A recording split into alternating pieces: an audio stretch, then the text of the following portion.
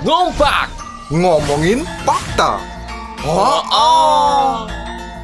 Oke, kembali lagi bersama kita, makhluk yang tidak terdaftar di planet manapun, ya kan? Dan hari ini kita akan membahas gunung. Gunung apa, Bang? Gunung yang ada di alam. Salah satunya Gunung Kelut. Gunung Kelut. Gunung Kelut merupakan salah satu gunung di Jawa Timur dan termasuk gunung yang aktif. Mulai aktif ya, Bun. Berada di perbatasan antara Kabupaten Kediri, Kabupaten Blitar, dan Kabupaten Malang. Sekitar 35 km sebelah timur pusat kota Kediri dan 25 km sebelah utara pusat kota Blitar. Gunung Kelut sejak tahun 1000 Masehi, udah tahun purba nih, sudah meletus sebanyak 30 kali dengan kekuatan 5 Volcanic Explosivity Index. Dan terakhir meletus pada tahun 2014. Gunung Kelut termasuk gunung stratovulkan dengan karakteristik letusan eksplosif. Boom! Seperti kata Mas Jovianda Lopez, YouTube is boom!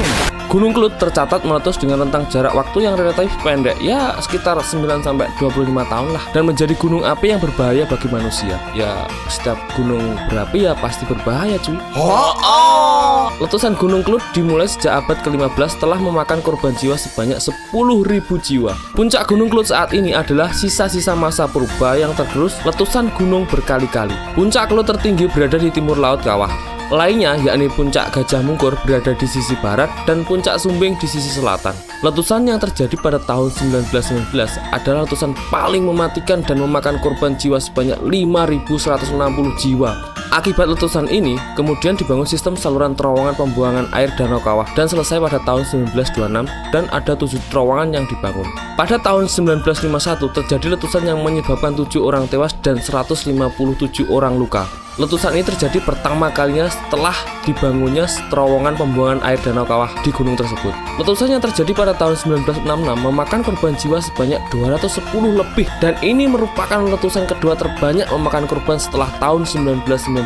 Pada tahun 1990, Gunung Kelut meletus dengan rentang waktu 45 hari. Wow, 45 hari men, itu 1 bulan lebih loh. Dimulai pada tanggal 10 Februari 1990 hingga 13 Maret 1990. Letusan ini memuntahkan 57,3 juta meter kubik material vulkanik. Pada tahun 2007, Gunung Kelut kembali meletus, tetapi bukan bertipe eksplosif seperti biasanya. Kayaknya ini lebih luar biasa. Letusan kali ini bertipe efusif atau leleran dengan letusan-letusan kecil. Hal ini menghasilkan suatu sumbat lava berbentuk kubah yang menyebabkan hilangnya Danau Kawah Gunung Kelut. Dan terakhir meletus pada tahun 2014 yang mengakibatkan hujan abu.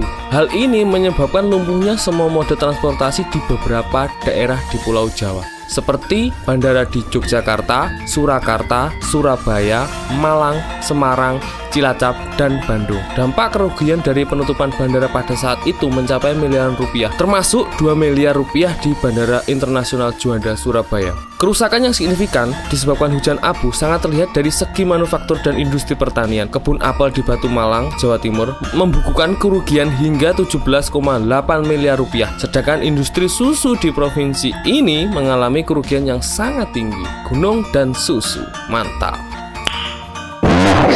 Tetapi di balik kengerian dari letusan Gunung Kelut tersebut tersimpan keindahan alam yang luar biasa memanjakan mata. Ada momen-momen favorit untuk mengunjunginya. Momen pertama adalah saat siluet matahari terbit dan terhalang ketiga puncaknya. Sambil minum kopi, aku menikmati matahari.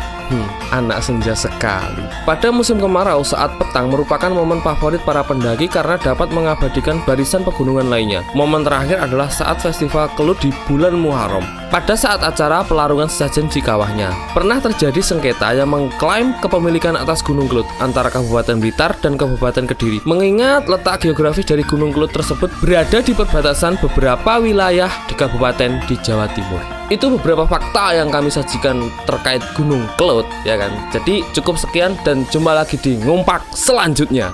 Ngompak, Ngomongin fakta.